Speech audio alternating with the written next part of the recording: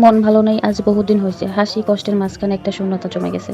সবকিছু ঠিক আছে বললেও ভিতরটা অশান্তিতে থামে না কিছুতেই। কারোর সঙ্গে কিছু ভাগ করে নিতে ইচ্ছাও করে না, কারণ সবার শুধু শোনে, কেউ বোঝে না। রাতের পর রাত কেটে যায়, ঘুম আসে না, চোখে শুধু পুরনো কিছু কথা, চোখের পাতায় হালকা জমে থাকে জল, জমে থাকে।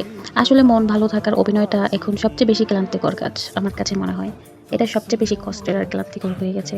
জীবনে অনেক কঠিন সময় পার করতেছি, তবে এখন যে সময়টা পার করতেছি সেটা কখনো কল্পনাও করতে পারিনি।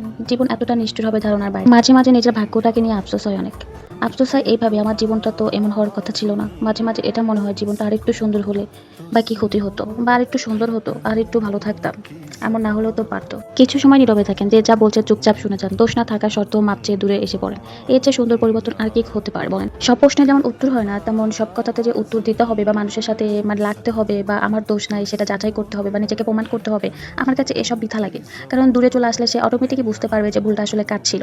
ভুলটা সে নিজের চোখে দেখতে পারবে, আমাকে দেখাই দেওয়ার দরকার নাই। কারণ আমি যখন দেখাই দিতে চাইছি তখন সে দেখতে চায় নাই।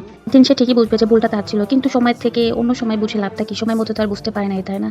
তো এটা তার ব্যর্থতা।